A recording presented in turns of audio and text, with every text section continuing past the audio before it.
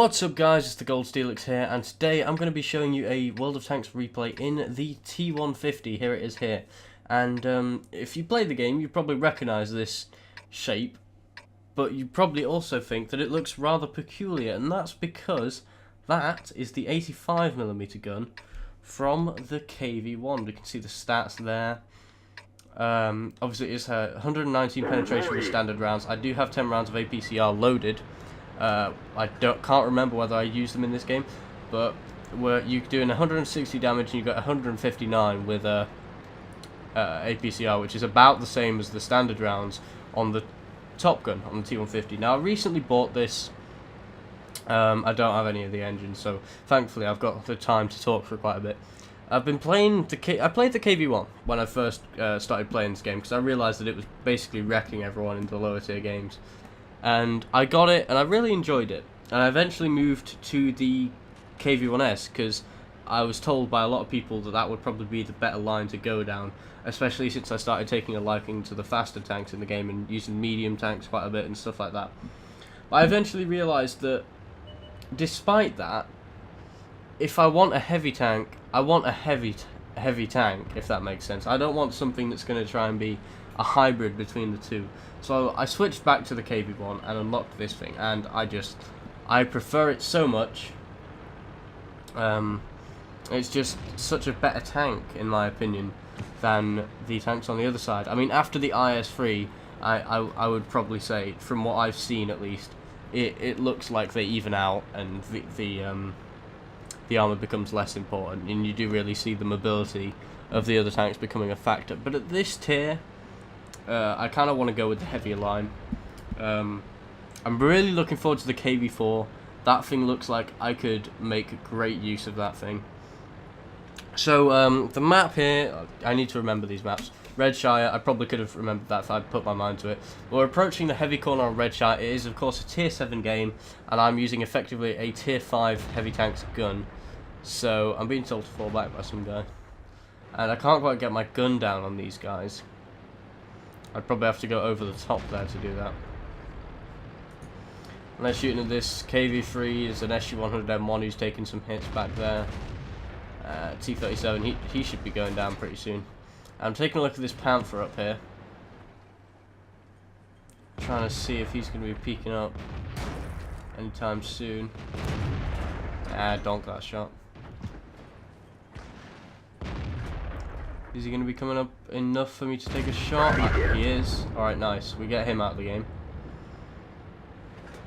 What really should have happened there is their heavy tank should have been pushing down as that Panther was distracting everybody. But alas, no. Just looking at team spread, it looks like left side isn't quite as concentrated. I mean, we've got this 12T behind us now, so people are sneaking through easily, so perhaps the team spread may not have been so good, but it's, you know, whatever it is, something's definitely going wrong, because, alright, we take out that 12T, thankfully. You know, people are able to get around us, but we're still going to get them in the end. So, this VKP and this T-29 are pushing up. I'm going to try and go over and get shots, but it's not happening. The gun depression just isn't good enough, so I decide I'm going to try and go a little bit up to the side, see if that's going to help me out at all. And I try and put one. I don't know why I was thinking that. I should have just gone for the cupola. But we can go through a KV-1S, because that's effectively the same tier tank to the gun we're using. And thankfully, I managed to kill him before he rammed me, because I probably would have taken a little bit of damage there. I think he would have come off worse, but I wouldn't want to take that damage at this point. Now we lose the KV-3, but we have killed the VK. I'm trying to put shots through the cupola of the T-29, but for most Russian guns, that's not too easy. And I'm now almost alone here against this T-29. There's an E-25 behind me, loosely, and an SU-100, but for the most part, I'm not doing so well. And I managed to bounce one of his shots, so I decide I'm going to push him.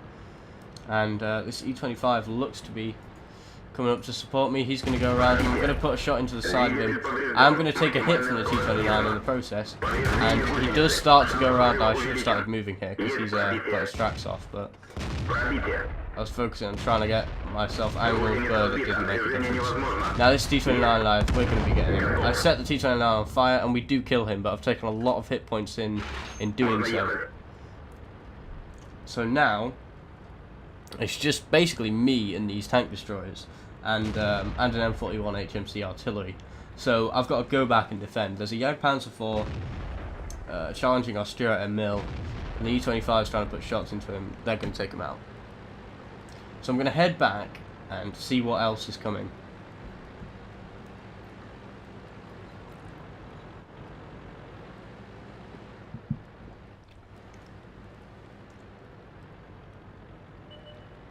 And there's the enemy Stuart Mill around that hill. Now he's going to be taking a look for the SU-100, who's done a big run up to the north. I don't know if it's going to go so well, you know, him being on his own, but I think the E-25's got him. E-25 doing what it does best there. I think he just got tracked. That can't be good. Alright, so someone is in the cap circle. Stuart Mill has just shot the M5A1 Stuart in the face. There's the Panther M10. Panther M10 looks to be making a run for the M41. And yeah, I think that was the Panther putting damage into the M41. There's this Jagdpanther here, so I'm going to go for shots on the side of him. He does take out the Stuart Mill, but I'm going to be able to get a shot through the side of him. And we're going to take him out. Alright, now this Panther M10 is pushing up. He's just knocked down a tree. There he is. Put one into him. Come on, come on. Don't miss. Alright, that bounced magically. Armour isn't bad on the Panther M10. That was a bit of an angle. I mean, it's not amazing for a tier 7, but against a gun like this, you know, it can probably do it, so... Now we're on 5 kills, and we've just got the Stug-free Grill and T-25-2 to deal with. And we could probably do this. It's 2 tank destroyers and me, and now it's just the T-25-2 and the Grill to deal with. So they're probably going to go and clean up before I can get to do anything.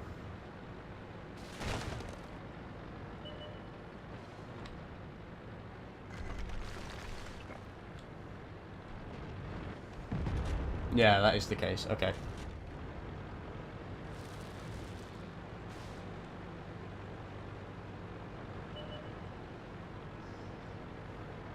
I was at the time wondering if that Grill was going to be doing anything funny and try and run up here, you know, if he knew that he was about to get swarmed, but I don't think he had the slightest idea, to be perfectly honest.